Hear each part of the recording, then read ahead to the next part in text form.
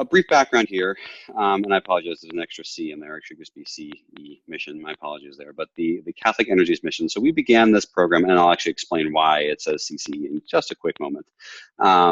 We began this program probably about a year and a half ago, really with a simple question, which is, what can we do to help Catholic facilities take action to live out the challenges laid out in Laudato Si in a more sort of real and tangible fashion, and really help Catholic facilities to direct more of their resources back into their core missions.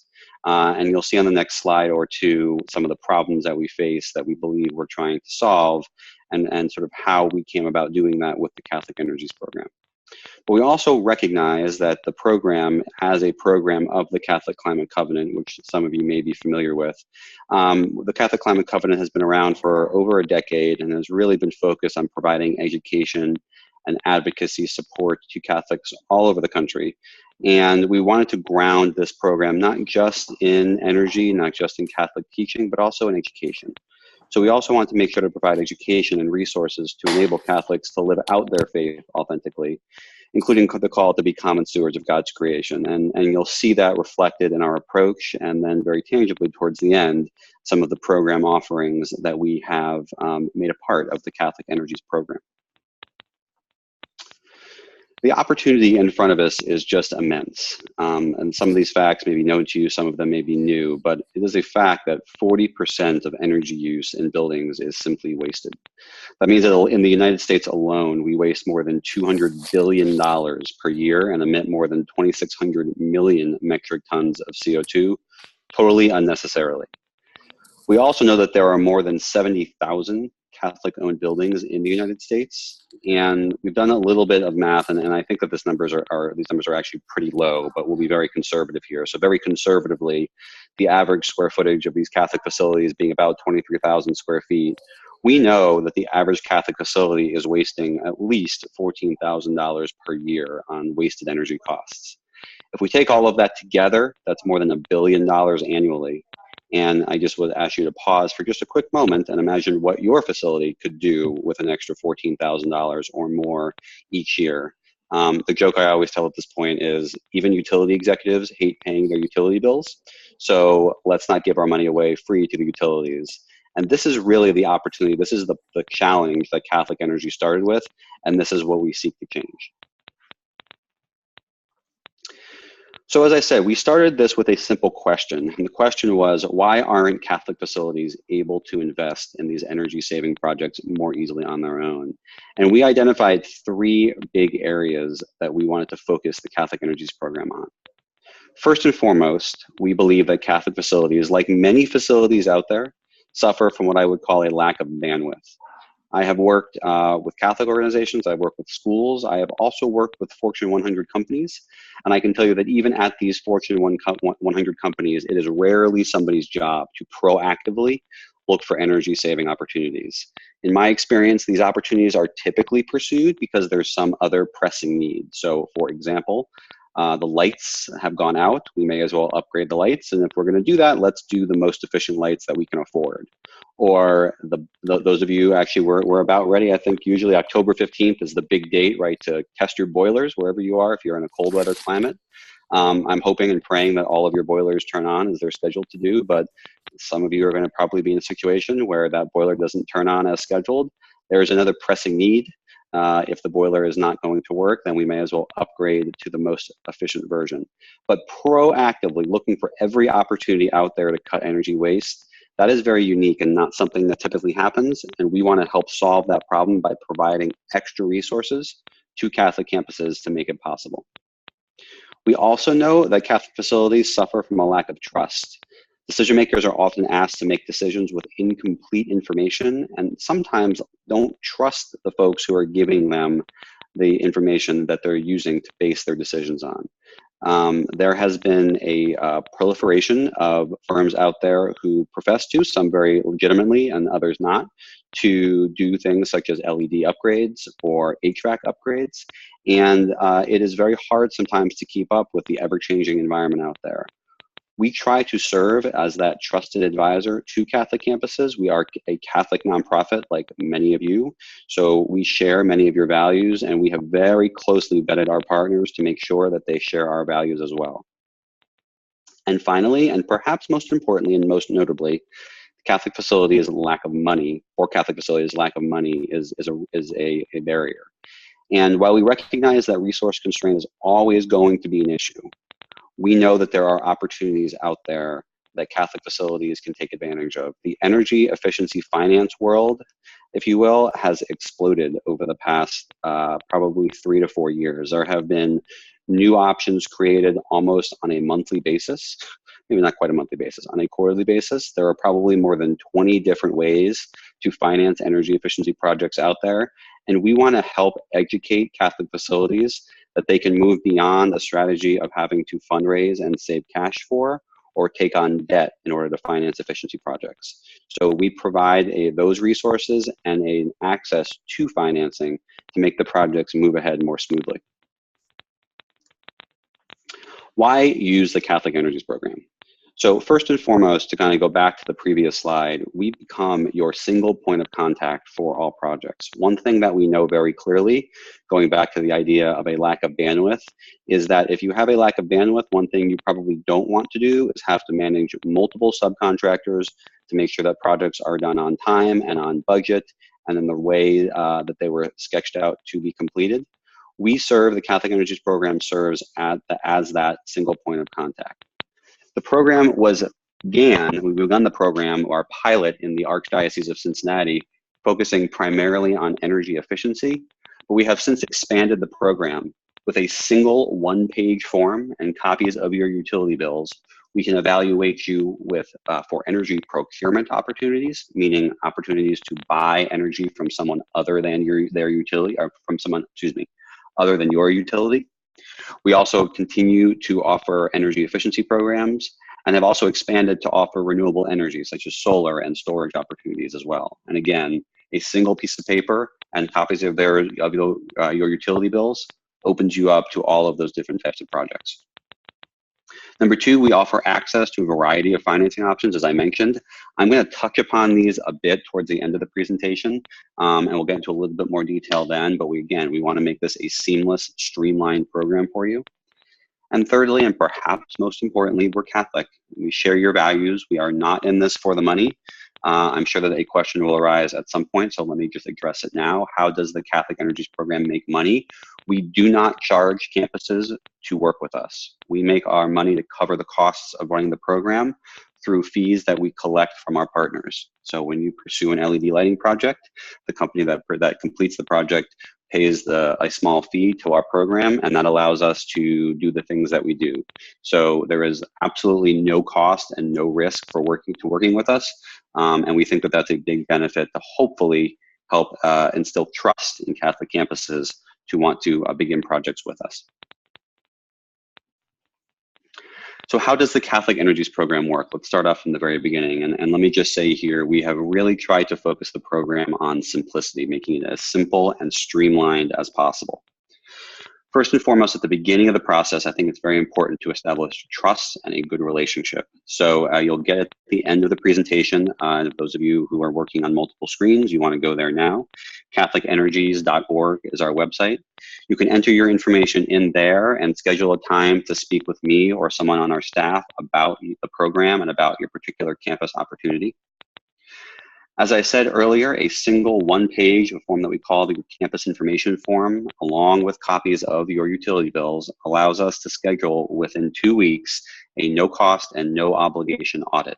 So if you say that you're interested, for example, in an LED lighting upgrade and a solar array, we can have you fully evaluated within 2 weeks, and within 7 to 10 days after that, we can have a full proposal including cost estimates, saving estimates, and financing options in front of you. And that process, again, does not cost your campus a single penny. We also, again, I talked about the proposal. We'll include the financing options in that proposal so you're very clear on exactly how much the opportunities will cost you. And we will discuss with you strategies to work with your key decision makers, whether it be a principal, whether it be the CFO of a diocese, or even the bishop or the archbishop, to work with you to get those individuals to understand the options out there to finance projects. We then serve as your project implementator. We don't ask you to go out and hire your own general contractor. In fact, we have done that for you. We have partnered with a wonderful firm called Verde, V-E-R-D-E, like those of you who speak Spanish, the Spanish word for green, Verde Solutions. They serve as our general contractor. I call them our project integrator. And one thing I want to make abundantly clear is that we very much prioritize working with local companies to get the work done. What we do not want to do is come in and be viewed as kind of some big national outlet, which, by the way, we are very much not. But we do not want to be viewed as coming in and pushing out a contractor or a vendor that has had a relationship with your campus for some time. So Verde does serve as that project integrator, but they are going to work with local contractors to get the work done. So in many cases, they may be able even to hire the electrician, the plumber, whoever it might be, to get the work done that you have worked with in the past. But what we know is that we are not engineers, we are not project managers, so we wanted to put Verde Solutions in charge of those highly technical aspects of the projects to make sure that they get done, as I said earlier, on time and on budget and to the right specifications. And finally, we educate. And I'll talk about this again towards the end a little bit more, but as I mentioned early in the presentation, we very much prioritize educating and inspiring campus members. We think that the work that you are doing is so important. We don't want it to just sit there at the particular school or on your campus. We want it to get out into the community. We want students to understand, we want parents to understand, and other campus stakeholders to understand the work that you've done, and then take action themselves. And we will work very closely with you to ensure that that happens. So I'm going to cover the next two slides sort of briefly, and mostly because they can be very meaty slides, and they're very kind of complex topics for some, but I wanted to make clear to those of you who perhaps are a bit more fluent in financing options, what options are out there, just to really drive home the point that we're talking about more than just fundraising, more than just cash, more than just taking out a loan. So we offer three main options for energy efficiency projects. Obviously, loans are still out there, and many of you may be parts of organizations that get very favorable rates on taking out loans. And certainly if you can do that, we would fully encourage you to do so. For those of you that don't or can't do that, we have access to competitively priced loans. And for some organizations, that is the best approach. We also, however, offer two other very innovative options, and this sort of helps illustrate the point I was making earlier, that we're talking about much more than just cash or debt here. One very cool option that I actually like the best is something called the subscription, or MSA is short for the Master Services Agreement. Basically what this is you are getting all of the benefits of the equipment. For example, you're getting all of the benefits of the lights, but you are not owning the lights themselves. You are basically leasing, sort of renting the lighting that you're getting. And it gets a little complex and technical. That's why I don't want to cover it in too much detail. But one of the big benefits of this that I want to draw your attention to is the second bullet point, that all maintenance is covered by, in this case, Verde Solutions, our integration partner. So at any point, for those of you who may be in campuses who have under-resourced facilities teams and don't want to do new projects because you don't want to have them take on additional work, this is a great option because all of the maintenance is covered by Verde, because Verde actually owns the equipment. You don't. At the end of the term, there are flexible terms. You can buy the equipment out for its fair market value, which is usually $1, or you can upgrade. Let's say that there's a new light bulb that's out that uses 1 watt, and you want to upgrade to the 1 watt light bulb, you can just roll right into that.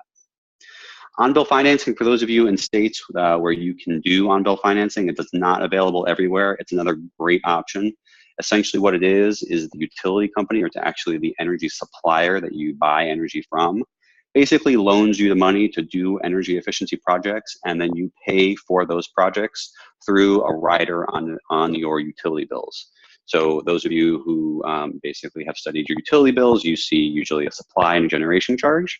You will also see an on-bill financing charge, and it can be paid out usually in something like 24 to 36 month terms.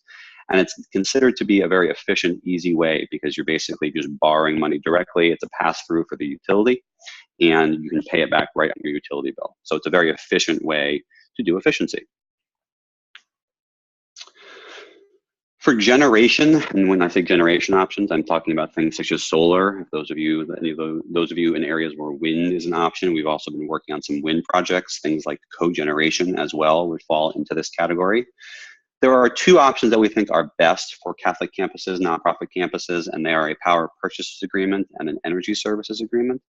There are some other options out there. Solar loans and solar leases are out there as well, and I can get into specifics with those of you interested if we schedule a call about the benefits or drawbacks to each of those. But basically here to point out, the only thing I want to point out here is that in both of these scenarios, I think one of the points that some people worry about when they're talking about solar is similar to the have to buy new equipment and maintain it. Both of these options allow the campus to not own the system, and therefore all maintenance of the equipment is offloaded to a third party. So in this case, Verde would own the risk that the panels would stop performing, and you wouldn't have to worry if something were to break or stop working at some point in the future. It would all be covered. And again, I'm just trying to drive home the point here that these are very flexible contracts and are very well aligned typically to nonprofit organizations. So let me give you a sample project here.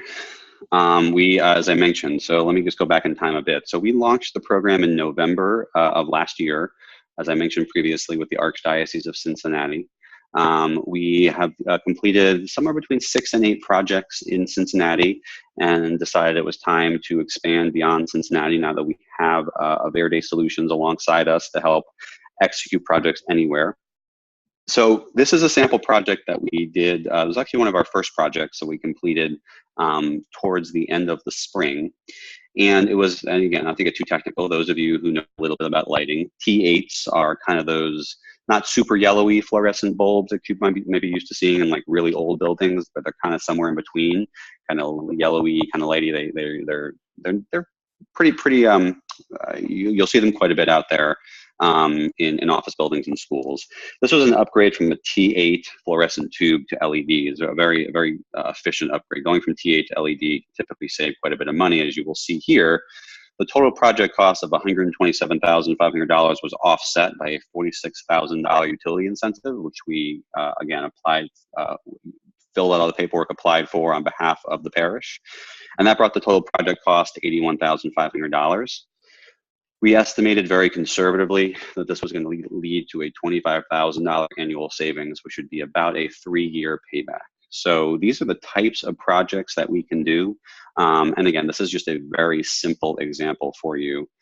Lighting projects are really great projects to begin with because they're very easy. Verde actually owns a lighting company, so they can get the fixtures to any particular school or a particular location very quickly. Replacing bulbs, replacing fixtures and ballasts is a pretty easy and straightforward process. And the paybacks, not only are they usually very good because the incentives are great, they're also really easy to calculate. And I think that that's an important thing to note here, is that one barrier that I think organizations face is convincing leaders who may be a little bit skeptical that the savings are really going to materialize. You're really going to see the savings that have been promised. I think lights are a really great way to say, well, it's actually basic math, right? It's taking a 100-watt bulb out, for example, and putting in a 25-watt bulb and doing that 100 times. We're going to save 7,500 watts, and we pay 10 cents a kilowatt hour. See, you can see it right here on our utility bill. So we know exactly what we're going to save on a monthly and yearly basis. So when we're talking about the need to bridge the trust gap, I like to use lighting as a really good first entry point because it gets people to trust the program and trust the process. So I want to talk just for a bit about the education component to all of this as well. So I've been at this now for about 7 years, this type of work, but in my previous life, I was actually an English teacher and taught in both public and private schools for 5 years. So education is really something that's really near and dear to my heart. And I have said for a long time, I enjoy most the opportunity to work with schools because of the opportunity to incorporate education into the work that we do. So first, I mean, I always use this example, collaboration with educators. We want to work with you, and we understand the stresses and the of time, especially that you are under in order to fit everything in.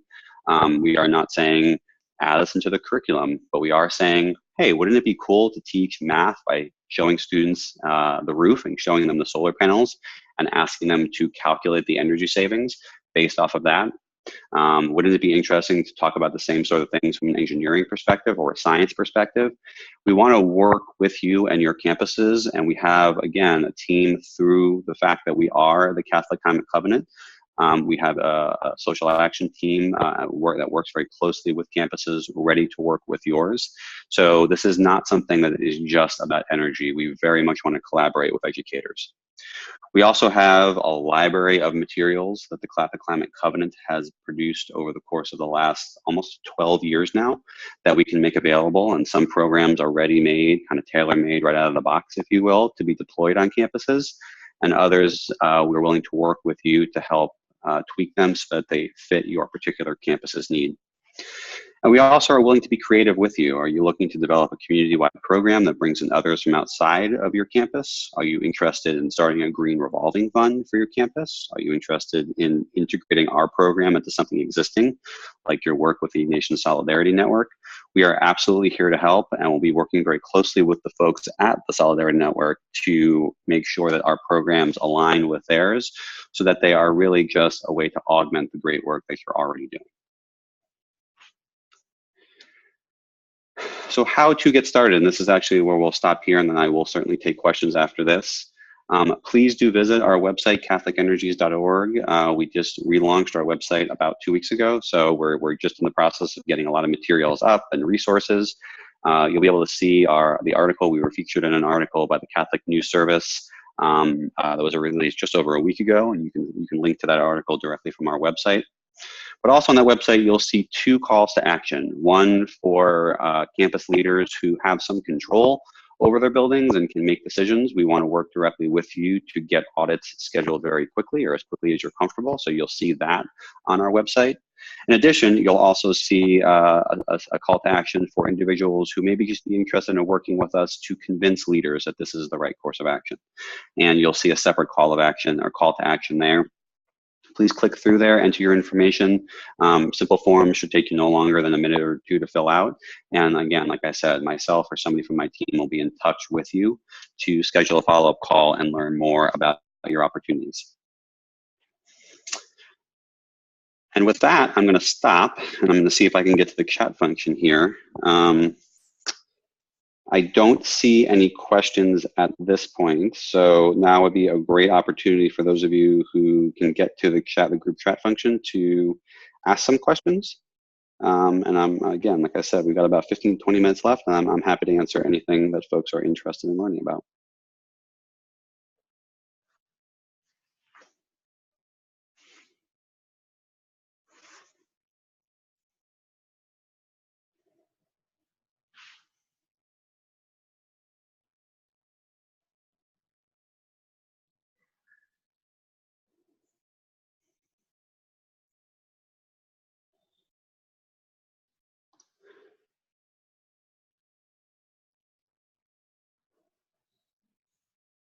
Okay, folks, we've only got about, let's say, 17, 18 folks on the call here, so it might be worthwhile.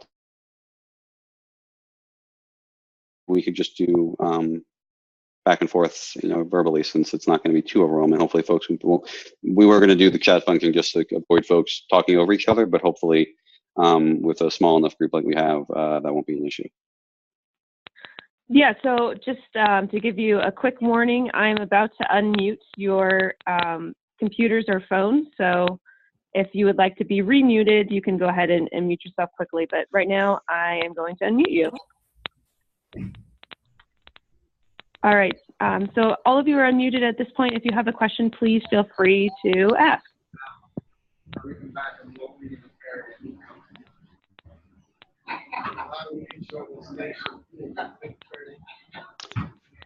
Gotcha. So there are some questions coming in. Great. So I will ask you, if you are not speaking, if you would not mind muting yourself. Now that we've unmuted folks, there's a bit of background noise there. The link for Verde Solutions was one question. I will, if I go off my screen right now, all of you will see my the rest of my computer here. So if you Google Verde Solutions, they're based in Chicago, but I will circulate their information after this call to all the participants. That way you can take a look at their work as well.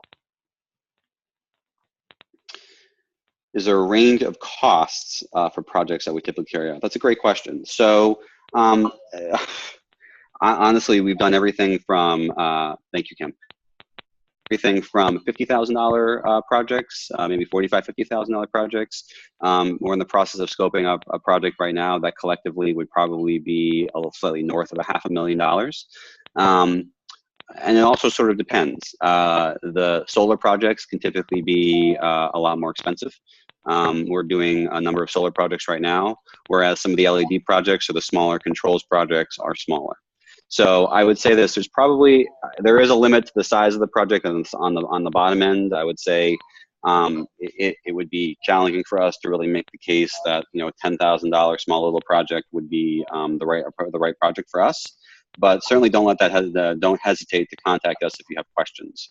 But all size projects are projects that we would consider. And let me also just say one additional thing here, which is that what I know is this. I mean, and this is from my experience both with the Catholic Energies and before I took over the program. As I said earlier, and this was sort of a joke, but I'm fairly sure that if it's not you, it will be somebody that you know.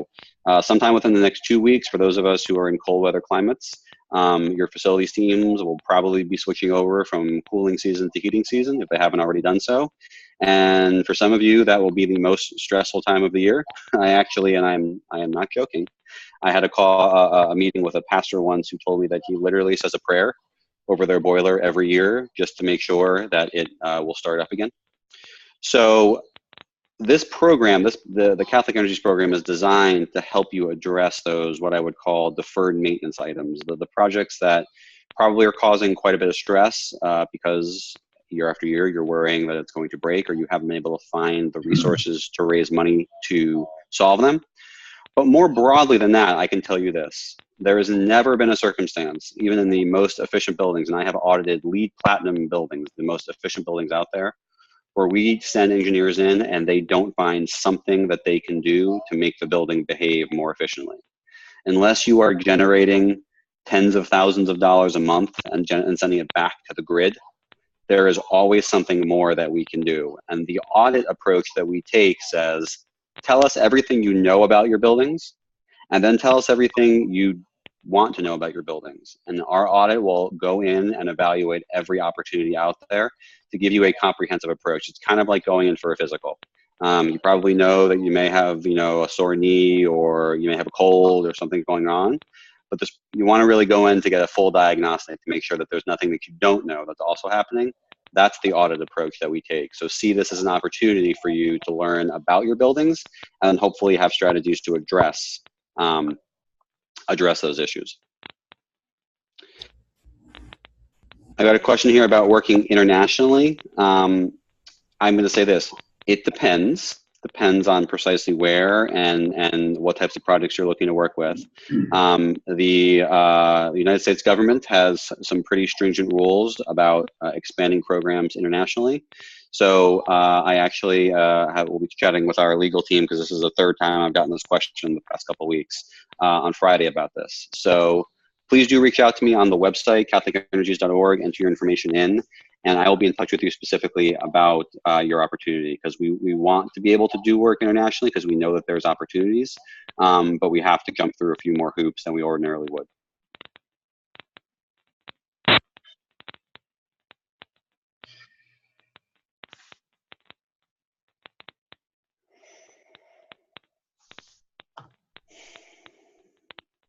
Are there any additional questions? I'm happy to wait for as long. We've got about 10 more minutes here, so I've got time here, but don't be shy. If you have a question, somebody else probably does as well.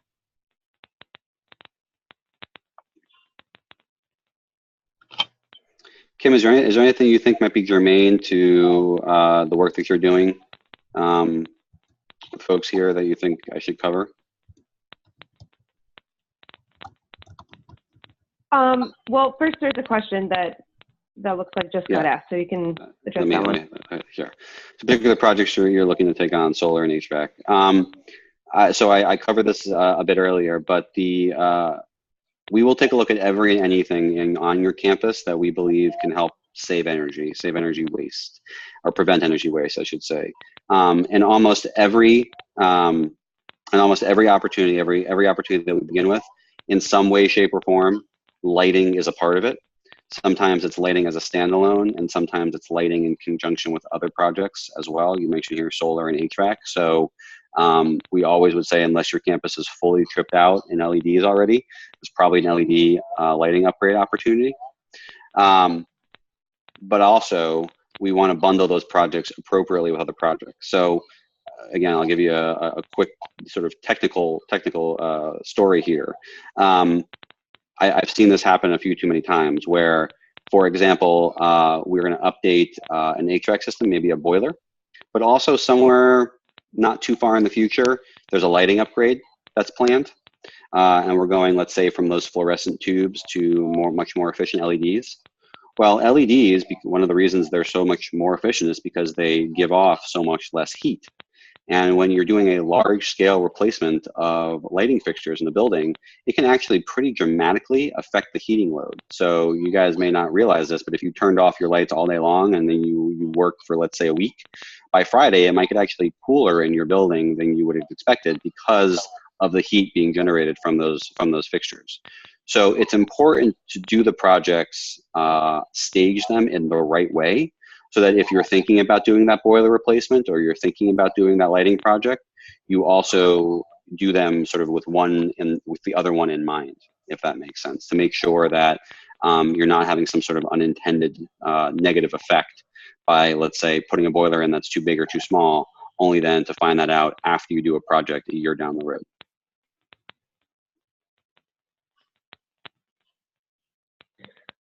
So I know that we have people that are representing institutions that are at different places in their efforts to be more sustainable, and different cultures around sustainability and different levels of interest. So I think for the people that are feeling like, hey, I want to do this, but how am I going to convince the school that this is doable, or thinking to themselves, there's no way we can do this, what would be your response?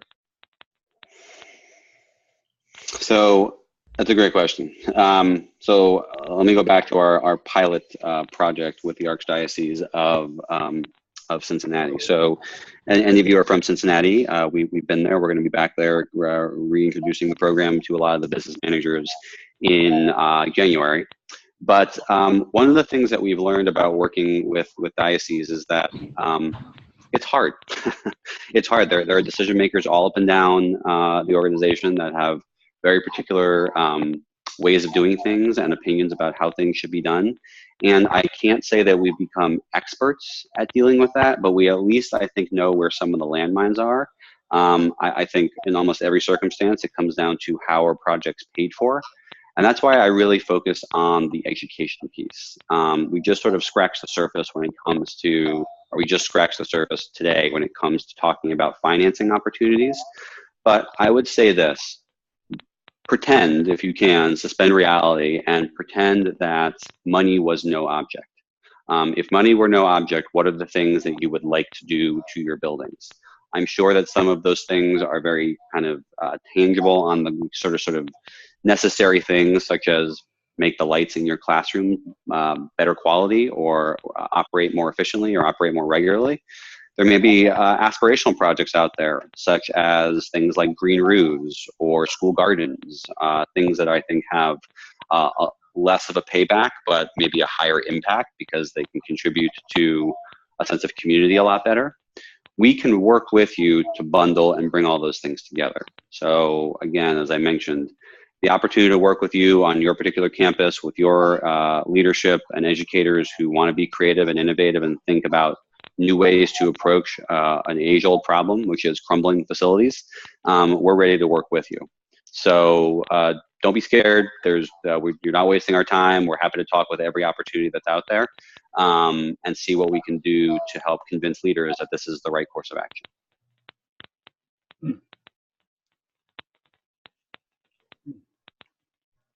Thanks, Dan. We have time for one more question. Any last question from a participant?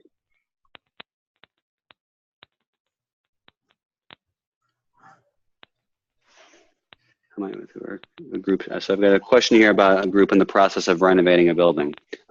Great question. So certainly send me a message through the website, because it's a long answer, but I'll give you the short version right now.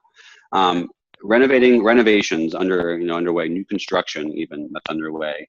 There are some pretty interesting things that I would suggest we could do. I'm going to guess that at some point along the line in pursuing that renovation, that there were parts of the project that, as they say, were value engineered out, which means that it just was decided that there wasn't the money to pursue that particular part of the project.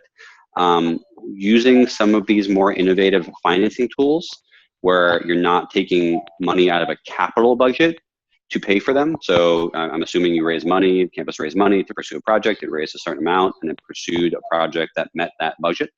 What if I said, well, there is the opportunity to include these other parts of the project that you may not have been able to do using one of these more innovative financing tools, like, for example, paying for your lights as part of your utility bill in the future. That's an opportunity that I think a lot of folks would be interested to know exists. So please do send me a message and we can talk about your specific campus's opportunity, because there are lots of them. Let me just one last question. How do we choose Veride as our supplier? Why not Solar City? So again, another great question. So Veride. So again, I'm not a salesperson for Veride, but I will tell you why I think they're the best of the best. I have been working in this business, like I said, for going on, I'm in my 8th year now, and have not, up until working with Veride, found a firm that had the depth and breadth in-house of expertise that they have. So Solar City, now known as Tesla Energy, fantastic at solar. They're not interested in LED upgrades, and they're certainly not interested in energy procurement. Veride has it all under one roof. Veride is kind of a bunch of companies kind of all together that work together under one leadership structure. They can do energy procurement. We can buy clean, 100% green energy at a lower price, again, using Veride. We can do an LED upgrade. We can replace a boiler. We can upgrade a control system, all using Veride. We can spec out a solar system or a cogeneration system or a wind program, all using Veride. We can also do battery storage using Veride. And that's a very unique fact that we have, again, a single point of contact. So, and again, I want to make clear, we've heard this before. Well, we don't like to single source as a campus. We like to offer this to a variety of different suppliers or a variety of different vendors and let them bid those projects out. Don't let that scare you away from working with us. We know that, and that's why, as I mentioned, Veride acts as the integrator. They're going to work with local companies. They're going to work with those local suppliers to get the projects done. They're not going to send out, folks in a Veride truck and, install your solar panels and put your LEDs in all by themselves. So we can meet whatever your campus's requirements are to get projects done. Again, making sure that we have a single point of contact to make sure that things don't slip through the cracks. That's the role that Veride serves on these projects.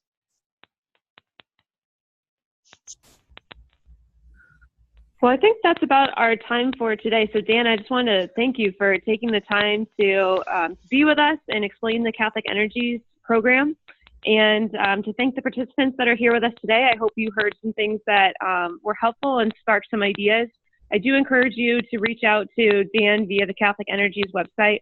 I will also be sending a recording and the links that were shared to the email that you provided in signing up. So you'll be able to access the recording within the next few days, and I'll get that email out to you this afternoon. So thank you everyone once again for being with us, and I hope that this is just the start of a conversation about building more sustainable communities. Take care, folks.